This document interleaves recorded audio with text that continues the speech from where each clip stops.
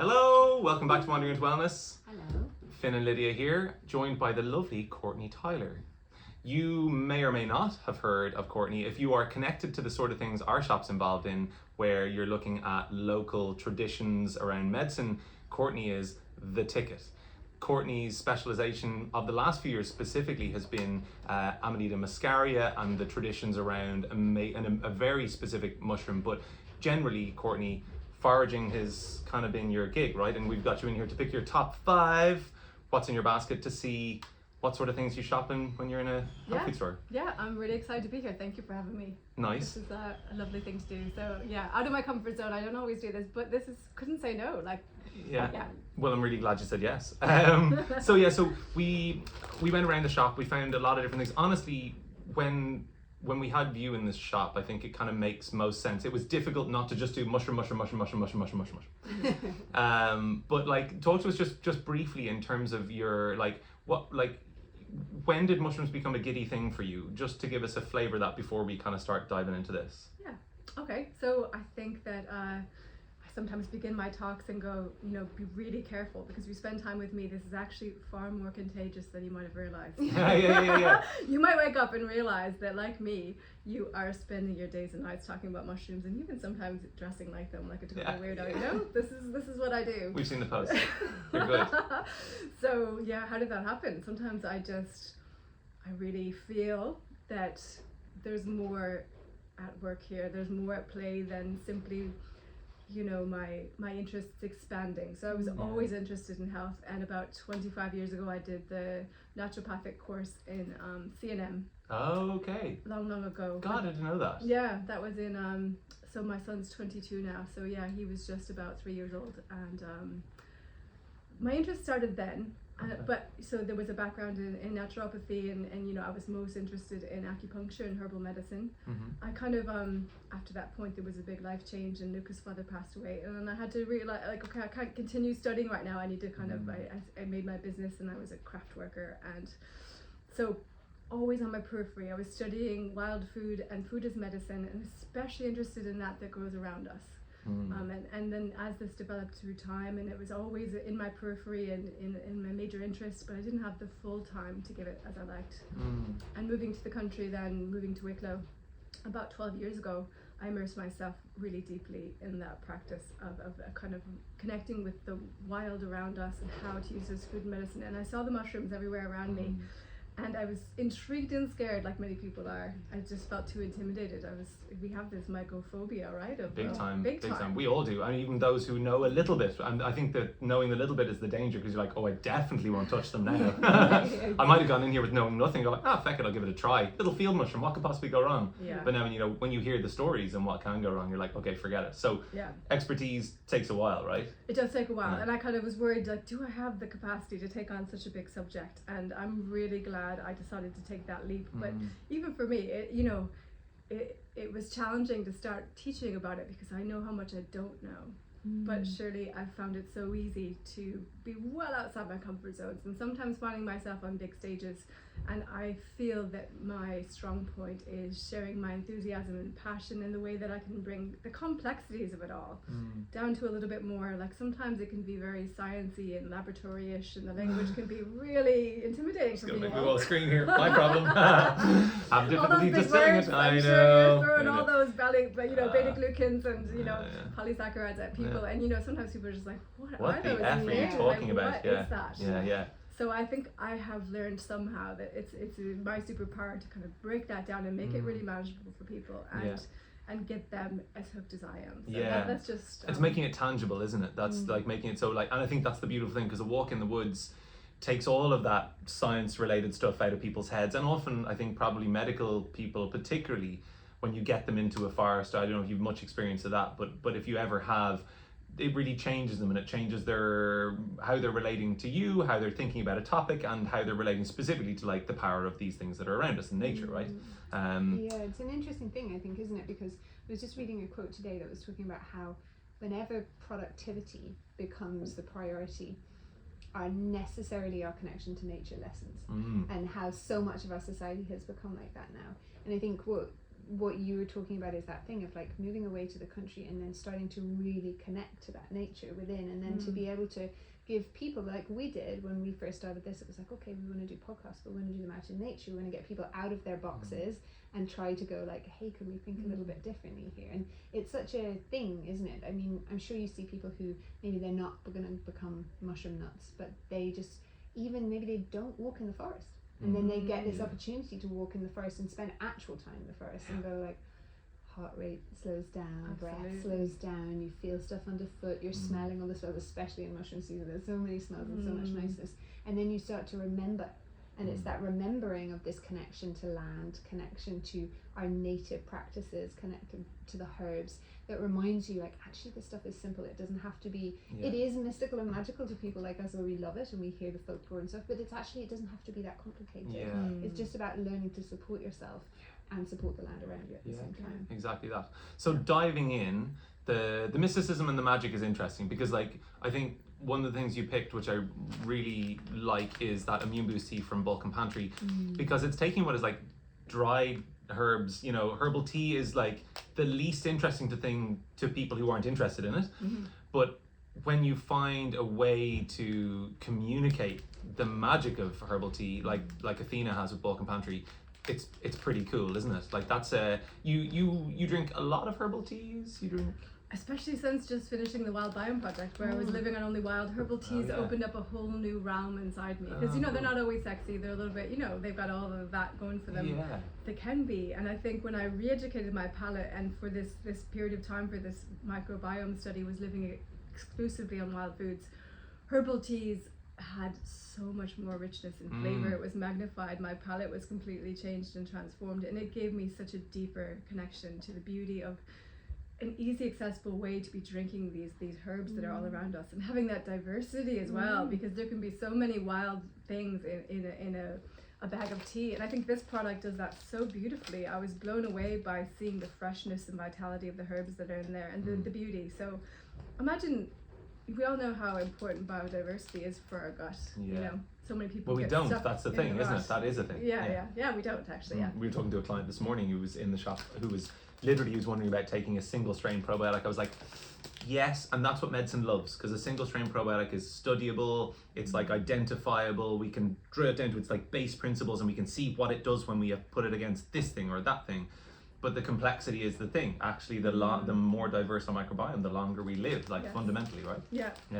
So yeah, go on, sorry. So yeah, I just thought it was quite beautiful to realize we had to kind of write down it and record the diversity of everything that we were consuming and living off of this wild project. So herbal teas, just for me, kind of it reawakened my appreciation for how much diversity there can be in a cup, and all the good that can do for us. So I just think this product, it really attracted me, because it just looks full of amazing ingredients that are delicious and health-giving, but I love having them in this way. And it's also beautiful, right? Because I think that's a part of the thing. We always hear we eat with our eyes, but with teas as well, when they're in this form where they're raw and natural, but they look so beautiful. You put it in a glass cup or a glass teapot, it can feel like a beautiful ritual. Your friends come round, you turn it into this lovely thing, and it feels special rather than mundane. And I think that's the problem that's been with herbal teas, is they felt really like brown rice and sandals, and this is like the and they were often in thing. Little sachets that was very boring, and to me sometimes they just had, you know, bright colors added to them, and it didn't really feel so real. But what you just touched on there is so important to me, and I love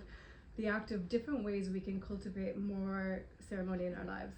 And a cup of tea is a very beautiful way to do that. Even if it's just those 10 minutes, you can kind of just make that a grounding and mindful practice of appreciation, gratitude, and you know, just take those 10 minutes that you're going to have your cup of tea anyways, but finding ways that you're sharing that with friends or community, and you know, I think that's something that we all need much more of, is a bit of ceremony and ritual. And we're great at a cup of tea in Ireland. That's the thing that we do, you know, like it's the answer to everything. It's the answer, like when your dog's passed away, when you've moved house, when you've lost a job, when you're like celebrating something, when you've just had a really nice long walk, it's like, we have a cup of tea. Do you know, it's like, it's such an Irish thing.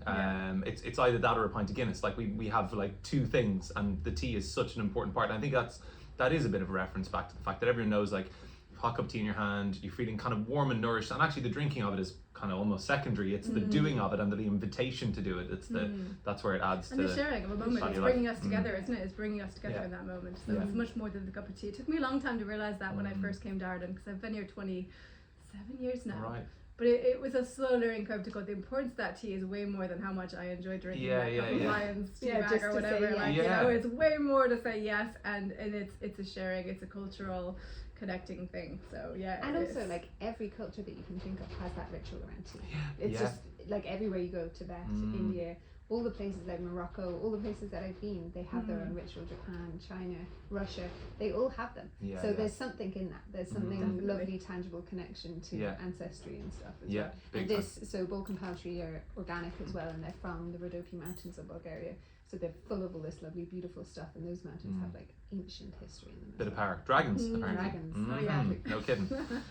So talking about your history. Yeah. Yes. We chose this because it has an interesting connection to you, as we found out, right? Yeah. So this is comes from the tradition which is Essiac. Essiac was a tea that was developed by Renee Kess. Renee Kess was a nurse working. I don't know a lot of the story of Renee Kess, but I know that she was working in the States and she came across tribes such as the Ojibwa, and she learned from them about their medicines and their medicine traditions, and so she developed. I think they developed, but she kind of took their tradition to Europe, and Essiac is like traditionally actually being used with a lot of really serious diseases, but for us it's like beautiful because you have things like red clover, which is a great blood alterative thing and a really lovely, nice, calming, very feminine herb, phytoestrogenic, etc. You have like kelp, which is nourishing as well, which is really nutritive, really iron and iodine rich. You have blessed thistle for your liver. You have like sheep sorrel. You've got Turkish rhubarb, like purgatives. So it's like lymphatic. Burdock, lovely burdock too. Beautiful burdock. Is that one of the faves? Yeah, burdock's a goodie. Yeah. So tell us about if you don't mind, just a tiny bit, because you said like this is a connection to your heritage. I was like, Ojibwa, you what? Yeah. You have so much Ojibwa blood. So I used to have the shop in Temple called Mayfly, and I had a lot of different jewelry lines. One of them was called Fanny Westgate because she was my relation back. She was full-blooded Ojibwa Indian relation, and I don't think she had a great story. I think she died of typhoid. But it was really nice to just dig back a little bit in my history and realize that there was always references to us having some Ojibwa blood in our background. So apparently her name was Fanny Westgate, and I kind of just like to give her a little. It's important to acknowledge our ancestry, and I kind of feel this disconnect from that. I don't really know or connect to a lot of what was before me, and being. Oh, I hate saying it out loud. I said it, right? There's an extra level of disconnect. I think if you're in Ireland and you kind of, you've been born here a long time, you're from a long line of people, or wherever that is in the world. I wasn't one of those Americans that kind of was, Italian or something like that you kind of could go back and know where you were from. I was a real mutt. So that's interesting. And yet being a mutt, it's that thing that we know that actually improves the potential for reducing genetic disorders. Like it's a good thing to mix cultures as I like that. Yeah, it is. It's a positive. It really is a positive. And also like what's cool about this is that like and what you're doing now, right, which is you're teaching people to take their medicines from the land that's local to them, right? Yes. And this is as local to you as it gets, which is kind of interesting. Yeah. And that's what I think is the thing that we talk about a lot with people, that like, yes, the fancy goji berries, the fancy turmeric, but also like what's here? Yes. The burdock, the nettle, the red clover, these things, they're all around us. There's so much superfood in Ireland, and it kind of breaks my heart a little bit that we're also attracted to these kind of, root powders from Peru or goji berries or something that, there's so much vitality and nutrition in the wild around us here and in such abundance. So that was a really important kind of sticking point for me, kind of coming back to my interests have never been in going on the internet and buying my herbs from the other side of the world. But I do feel a connection to this, and these herbs to me, they feel deeply nourishing and nutritive and supportive. So nice. This is a nice product. Cool, great, good pick. And making like herbal medicine an easy thing for people as well. It's like it's tangible. It's like you can do it. And you were saying that it's a really nice one to choose at this time of year as well, because it's like we were always talking about that thing of supporting yourself at the turn of the seasons and connecting again back into the nature of each season has its different properties. It does different things for us depending northern or southern hemisphere. But like acknowledging those transitions is really important, and maybe acknowledging them by like supporting yourself more, especially in this time, autumn to winter, summer to autumn. It's kind of the key time where you kind of need to fortify and gather harvest resources. Yeah, exactly. Yeah, because there's a lot of congestion stuff that's coming up at the moment. Loads of people are like phlegmy stuff, both digestively and throat wise and all that sort of stuff. Yes, always. I'm only really at the tip of the iceberg. I think we all are, in terms of like understanding why that change of the seasons matters, why it has an effect on our bodies. We all know we get winter colds, so we think it's because we're indoors and we're close to people. There's something else going on. Like even people who are like off in the woods living by themselves, or like a couple of our team members who, you know, for absolutely no reason, suddenly there's like a lung thing and a congestion thing. What's that about? It's like lungs are connected to grief. We grieve when we winter. Well, like there's so much there that I'd love to explore and love to know more about. But I know instinctively, good idea, change of seasons, support the body like that. Yeah. Okay. Nerds. Okay, so what are we doing? This is one of me. We have 3 teas in a row essentially. I know. But that's good. I mean, this is like easy ways to be nourishing ourselves, and this is really important to me. This is kind of really reflective of how I live. We did pick a 3rd tea. I'm just realizing. Is that okay? Too. Yeah, 100%. We're there. Yeah. So matcha is me and Finn are like addicted to this matcha. I think it's like a real connection point for us. Like first thing in the morning, start with matcha. We spend a lot of time sending each other pictures wherever in the world we are like here's my No. matcha. And then like I didn't have any this morning. I ran out of it, and I actually like it's the only thing I've ever been addicted to in my entire life. Interesting. That's a very healthy addiction. It is. You have to be pretty happy about that. I am. It's true. But you were saying that you use it in a slightly different way than I would just have it with water and mix it up with my whisk. How do you use it? So I have 2 things to share that got me hooked on this new thing, and I often share this in my workshops. I love the practice of starting my day rather than with a cup of coffee, which is easy to do, right? With something, either warm water with lemon, but also I find myself reaching for matcha. And I'm always looking for ways to get my mushrooms into me, basically. And, you know, I'm not mad about tinctures all the time, just it feels so medicinal to be taking it in that form, droppers and things like that. Also, like a lot of alcohol for 8 a.m, right? Yeah, exactly. Guzzling tinctures. So I have a lot of extracted mushroom powders, both that I make myself and teach people in my workshops. You know, important to kind of, that's a different subject all in itself, you know, but a lot of people kind of take turkey tails and dry them and powder them up and kind of think then that if they add that to their tea that they'll get the nutrition and the medicine of turkey tail, and in fact it has to be extracted. So I have my extracted powders, and one thing I've found myself doing is mixing them with my matcha. And there was, I guess I started this practice when I met Christopher Hobbs last October in the Radical Mycology Convergence, and we were having a great chat, and we were just talking about the importance of really having a reishi every day. We'll talk about reishi in a minute. That's definitely in my top 5. And I kind of realized all of my teachers and people who I've been most inspired by, all of them were having reishi every single day. Martin Powell, who owns Myconutri and Mushrooms for Life. Mushrooms for Life, that's it, yeah. He has reishi every single day without fail. Christopher Hobbs, Robert Rogers, the list goes on. Everyone who I was asking, they were like, if there's one thing I take every day, is reishi. And all of these people were in the know about its you know, prowess. So I would mix my reishi mostly with my matcha and make sometimes I add more spices or cinnamon, or just make myself a concoction, and I'd be sure that I get both my reishi and my green tea that way. So kind of just trying to make that my ritual, that I will start my day with something as delicious and powerful as that. But to back up why I might do that was this really wonderful study that I learned from Fred Gillum, The Wild Side of Life. I did his medicinal mushroom course, and there was a lot of clinical trials and long-term studies that he shared with us. And one that sticks in my mind the most was they were looking at a longitudinal study of many hundreds of women over a 20-year period. And those that consumed green tea every day, for this study, for the purpose of the study, they were simply looking at breast cancer. So this doesn't in no way say that it's only helpful against breast cancer. It could be so much more broader than that. But for the study, it was simply looking at breast cancer. So all of these women, those that had a daily practice of green tea, had a 68% reduction against the control in instances of breast cancer, which is a lot. Oh, that's a huge amount. 68%.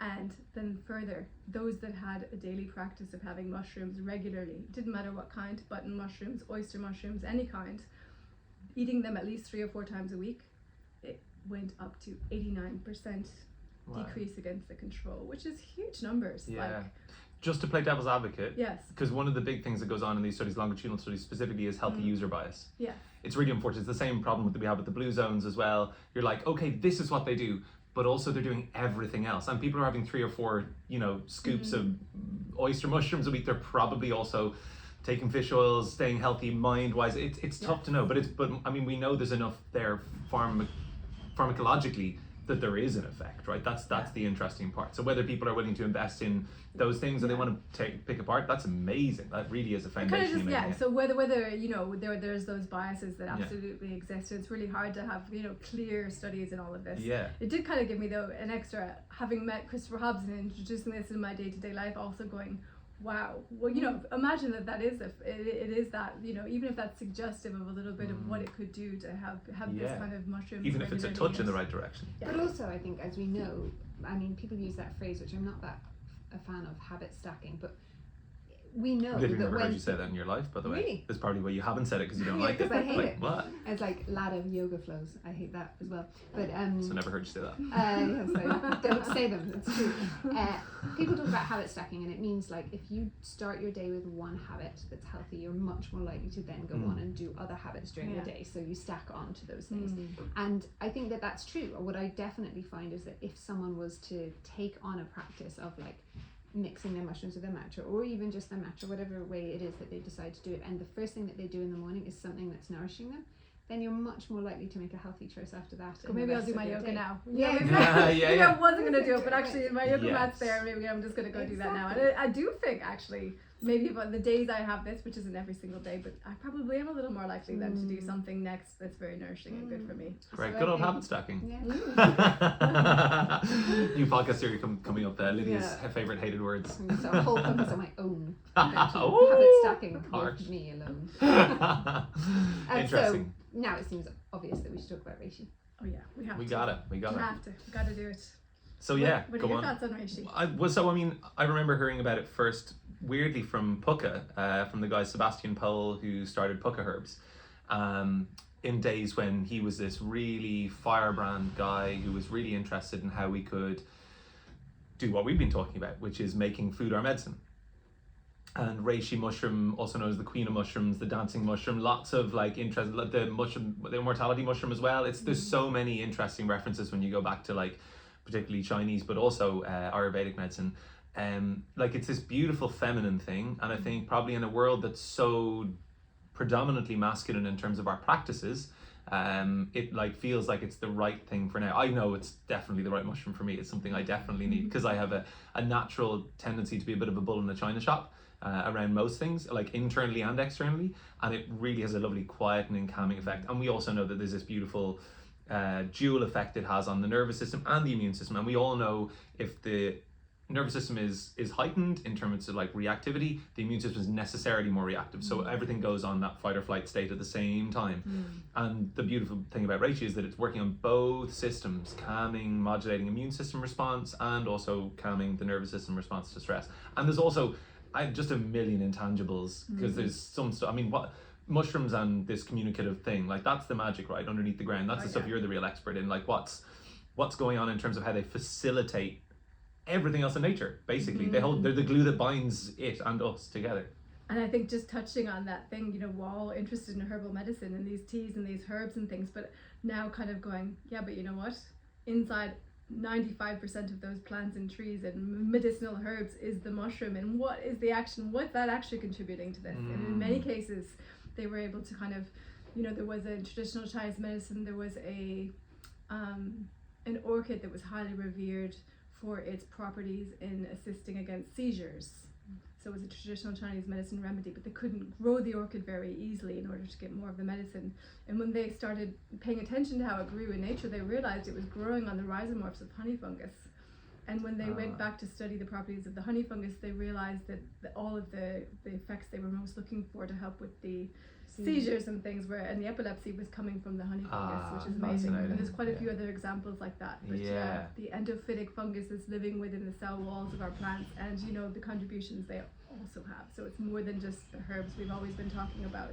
Kind of Mushrooms have incredible. always been there. Yeah, they have, and that's the thing, because they're also like the oldest type of living thing on the planet in terms of like, what is it, 4 billion years of mushrooms. Like they found, I think very recently they found something that was like what they think is the oldest version of a mushroom, mycelium. I can't remember where that was. I just read about that in the last couple of months, and it was stupid years old. I'm not even going to say what it was because I'm going to get it wrong, but it's in the hundreds of millions or the billions possibly. And like to even be able to, I mean, something like when your granny gets to 100, if your granny gets to 100, like Jesus, celebrate that.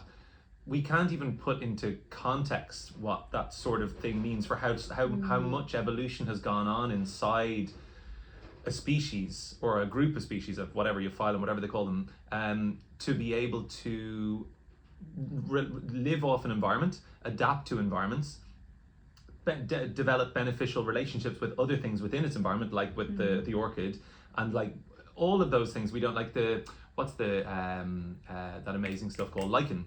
You know, this is amazing. Yeah, you've read loads about this, I'm sure. There was this thought that lichen was kind of a related relative to moss, and then they found actually no, that it's like a microalgae, and they found oh no, living on the microalgae is this parasitic fungus. And they found actually the fungus is holding the whole thing together, and then they found like actually it's not just one fungus. There's maybe 10s or 20s or hundreds of those species all coming together in this community. This is why I think fermentation has become such a thing, and why mushrooms are so interesting, because it's the complexity that we can't ever hope to replicate as humans, and that we sort of can't synthesize, extract, patent, or otherwise like make it our own. We sort of have to just like trust a bit, right?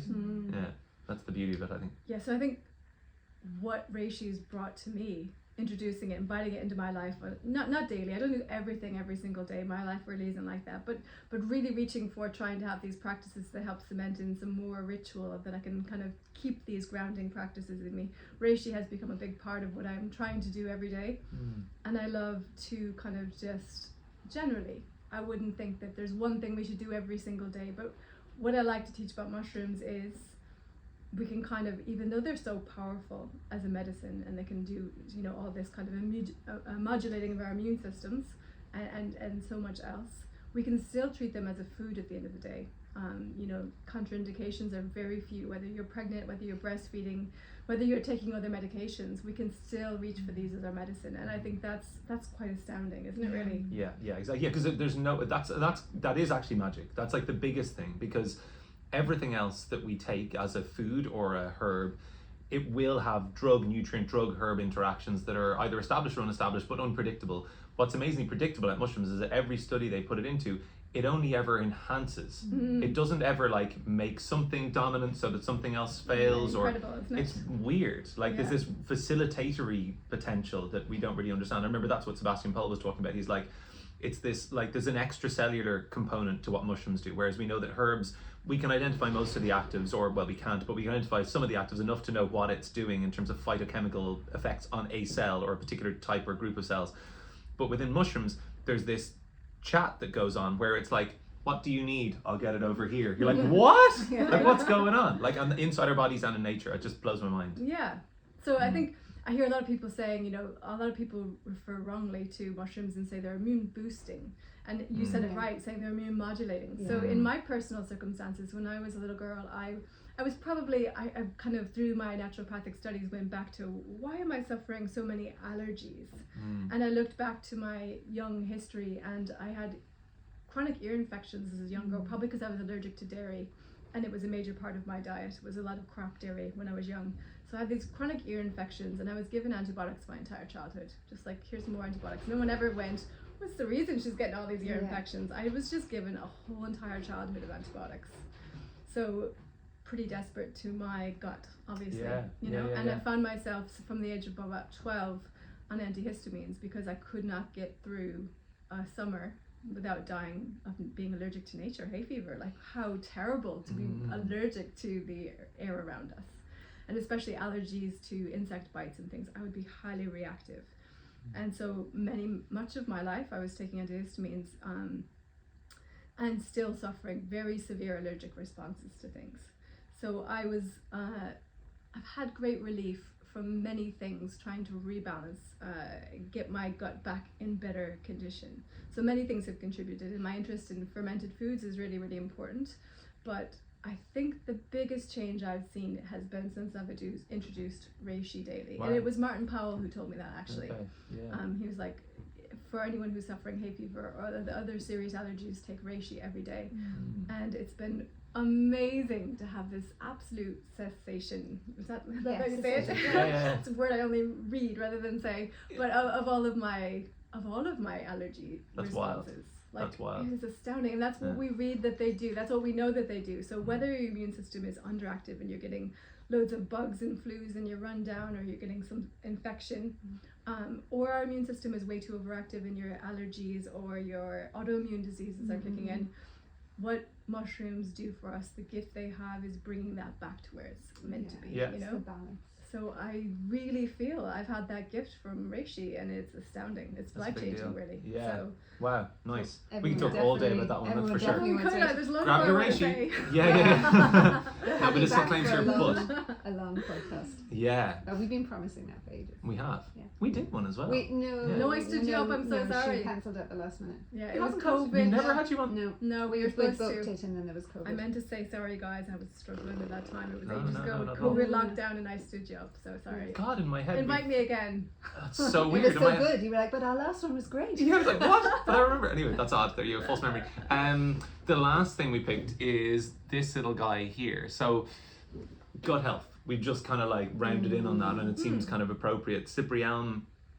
I don't know. Do you use slippery elm much? Is that something you do I use? have, yeah. Okay, nice. And marshmallow root, which I think is in here also, Yes, it and is. licorice. So those Yeah. three things have been kind of something I like to incorporate when I do my workshops, and I offer everyone. I like to start with a wild drink. There's usually mushrooms. There's usually bits of trees, whether it's pine cone syrup or spruce tip or roots as well. So a lot of these roots I'm usually blending in with cacao and mushrooms and things to share with people. So I find them really nourishing for my Yeah, gut, yeah, really yeah. soothing for my Yeah, gut. yeah. So the mucilaginous thing is something I just don't seem to have anybody who I come across who can't benefit from mucilaginous herbs.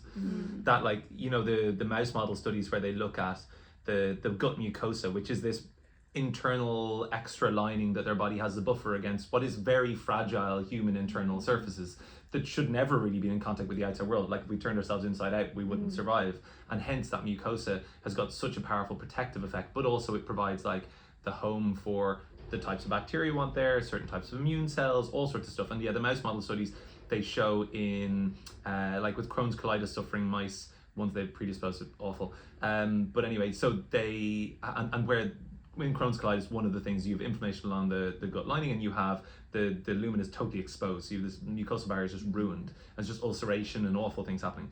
And with slippery elm, they've not only found that like they can like recover, as in like reverse Crohn's colitis in mice, but also that the mice that have the thickest mucosal layer live for the longest. So it's like the thing. Wow. So it's such a big part. It makes so much sense. I mean, like the lining of our digestive system is like one cell thick, the actual lining, which is mental until you get to something else, you know, but it shows how vulnerable and how fragile we are internally, and how vital, you know, we all know how you get a dry throat from talking too much, or because you're stressed or whatever, you know, your mouth dries out, the next thing is you get a sore throat, and the next thing is there's an infection. Like, that's how that thing works, and we don't really give enough credence, I think, to the power of the mucilaginous types of herbs, whether it's linseed tea or slippery elm or marshmallow or meadowsweet, or you probably use meadowsweet as well, do you? Yeah, It's another yeah, lovely herb. Yeah, so that's why I love this kind of combo. Yeah, looks like a great combo. So I think what I sometimes have found myself sharing, it's kind of vulnerable to share this, but I think it's also really important. There's a lot of value in breaking down some stigmas. So I was diagnosed with ADHD after my son was diagnosed first, actually. He was diagnosed kind of late in his school years at the age of 16, and then it kind of, I had absolutely, I guess, coming from a naturopathic background and really, really wanting always food to be my medicine, I had a real healthy disregard for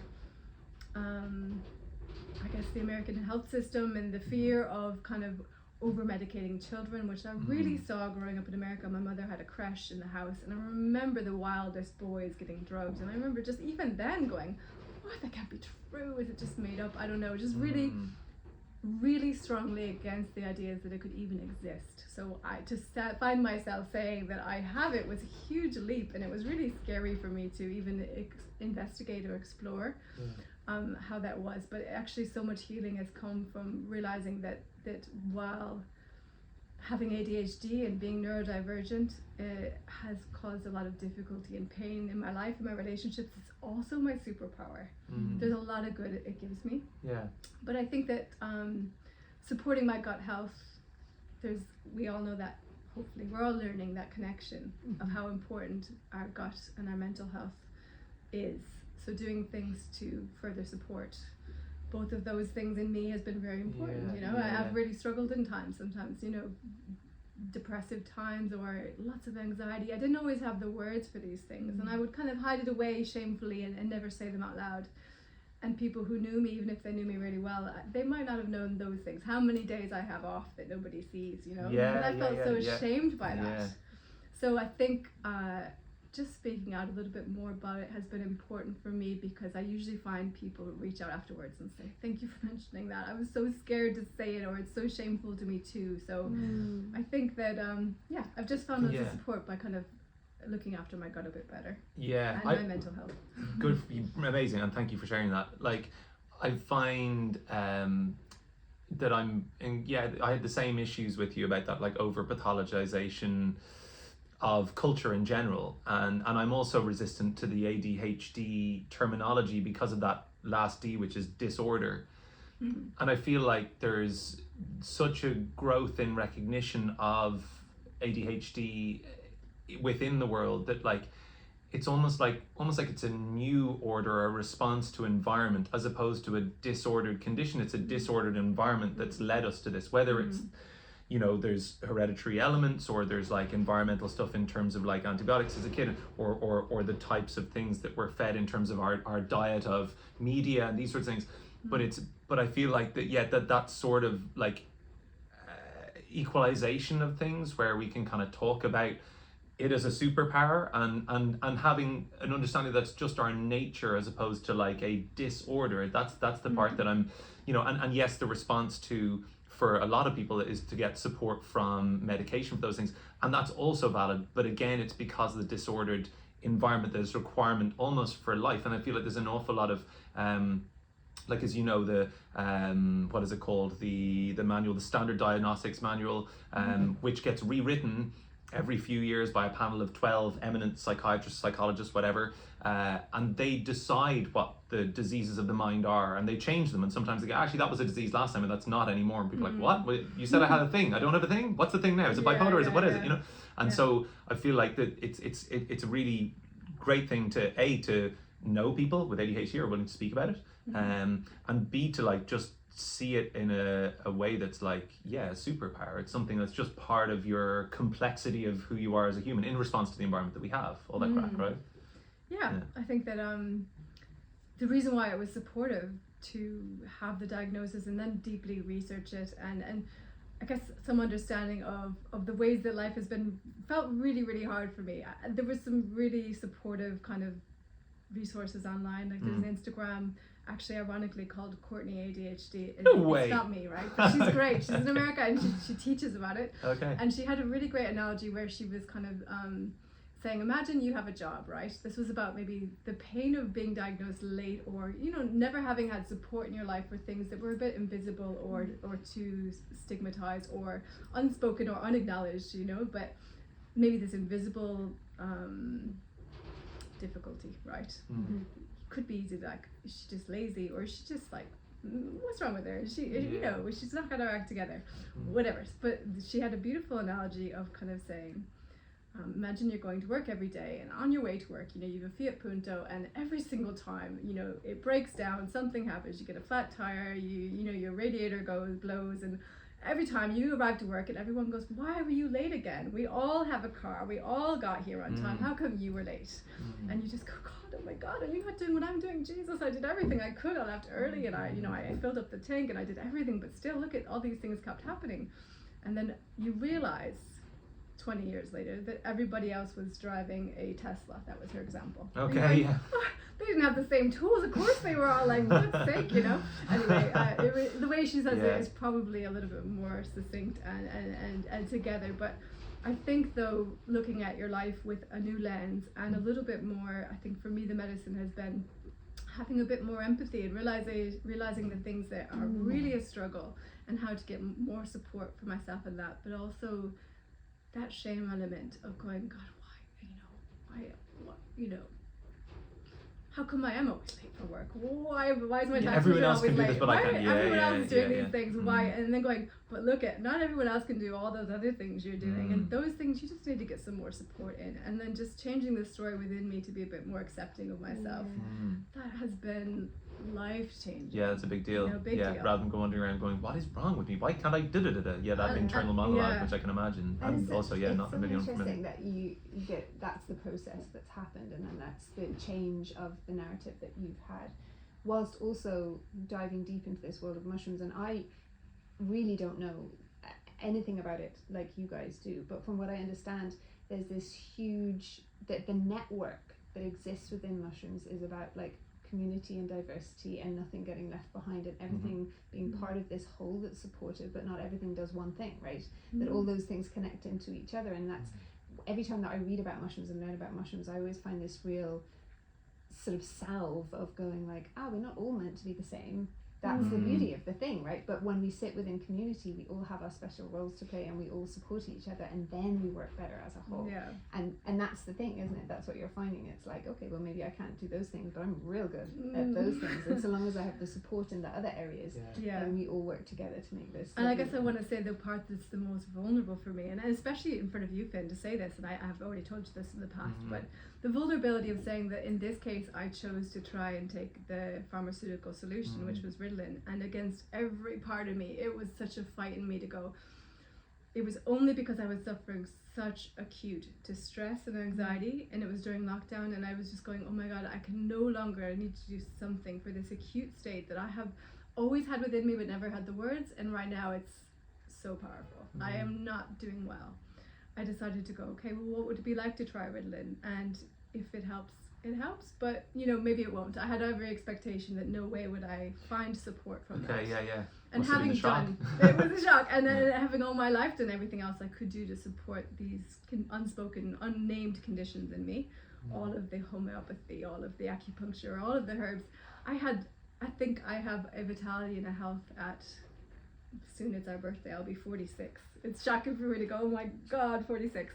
I know I'm healthy and strong and full of vitality. I know that all of those practices have really stood to me, right? I'm not saying that they don't help, but the support I got when I tried Ritalin was off the charts. Just the support in all those things that I never thought I could get help with. It just helps me have a little more drive and focus, and also, ironically, this calmness.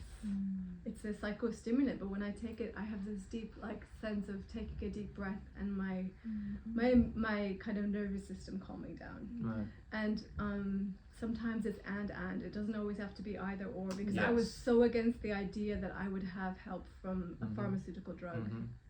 No way am I doing that. I'm going to do everything I can, otherwise that's on me. I'll do all my yoga, I'll do all these other things.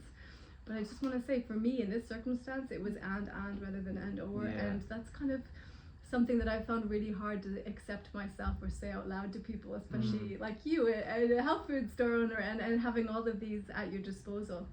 For me, it's been so supportive to do both. And I think that that's such a cool thing, because I think often people watching podcasts or hearing of people like you who are living off the land and foraging and doing all these cool things, it can feel really like, yeah, but I'm not that person, or I can't be that person. That's a certain type of person. Pedestal almost. Exactly. And I think it's it's always about finding your supports and finding the best that you can in every moment. And that doesn't have to be, I think what's happened is that natural medicine has been pitted against typical medicine, and then it's you can do one or you can do the other, and they're fighting with each other all the time. But like with the mushrooms, it always can be a supportive practice, and everyone's body is just so different, and that's what's kind of exciting and magical about the whole thing, is being able to draw on those things and go I'm listening to the signals in my body, which is what we always say, which is what you're always teaching in the shop. And when you're able to listen, you're able to make those right choices. And in your case, you listened and you were like, this is what's right for me. and this is what's right for me. Yeah, All those exactly. things. All of those things. Yeah. All of those things, yeah. So Great. I don't want to leave it on that note, but great. just kind of, I found it really important to admit that, because sometimes people go, oh, but you only eat dandelions, and then also see me like, I'm also involved. I also eat shit food sometimes, Yeah. but I get such great support through everything I do from the practices such as these things we spoke about today. Yeah, wouldn't it be just great if we could have medics who could understand your medicinal practices and be able to integrate them alongside the riddle and to understand, because that's what's required. That's nobody's saying oncological drugs, chemotherapy things, and blood sugar drugs and insulin things and Ritalin psychiatric drugs should go away. It's just that there's a lack of understanding of integration, and I think it's the dismissal of these things that makes me push harder in the other direction. Me and people like me, and you, and me, and you. My whole life. Yeah. But the thing is that the integration is all we're missing, and the more it's like the more crazy your kid gets, the more you're like, okay, I have to go alone, still have to. The more like calm somebody who's actually like, come on, let's get going. It's just that necessary tension. But if everybody comes a little closer to the center, then everybody's going to have a lot more acceptance of the value of both sides of these things, really, isn't it? Absolutely. Yeah. And it's communication, isn't it? It's learning, right? Always. We can't learn from each other if we're on opposite sides of the fence all the time. Yeah. There's always learning to be had in both directions, and for us it's about like the drawing together of those things. Yeah, big time. And the learning too of the vulnerability. If we don't share kind of our vulnerabilities about mental health, and if the stigmas are so strong that they can't be said, I think it's important to share from that perspective, just that we can have a little more balanced chat without the things that have had so much shame in around us in many cultures. But that feels nice to be able to just be a little more honest and real, and find the support and community that nourish us. So you guys are both that to me, so thank you. Safe share. Boom. I love it. That was great. Nice podcast hug. So thank you very much for watching. Thank you, Courtney, for coming on. And just last thing to say is thank you to our sponsors, Clear Light Saunas, infrared light. Actually, for once we haven't mentioned infrared therapy in an entire podcast. I don't know how it happened. But it's as a beautiful addition, and that wandering in the countryside, walking in the woods, when you're getting exposure to all of those other like tangible, intangible benefits of what the forest is doing, what the mushrooms are doing, it's also what the light is doing. And that what Clear Light is great at is being able to put that in a box and deliver it to your home that you'll have for life. So if you're ready to make your jump into infrared sauna therapy, that is the heat and the light together, come and talk to us. They're EMF free, they're guaranteed for life, blah, blah, blah, blah. And the other fantastic thing that we have is our own clothing. You may have heard that the Wandering into Wellness Project has its own, were we looking for some? No, we don't have any, okay. You're like, maybe no, I don't. But yeah, so we've started our own organic clothing line, a carefully curated, consciously crafted capsule collection of clothing. Very good. I think we added another C that you're impressed. So come and find that at the wanderinginto-wellness-project.com. Support us, please, so we can keep doing these sorts of fantastic shares with amazing people like Courtney.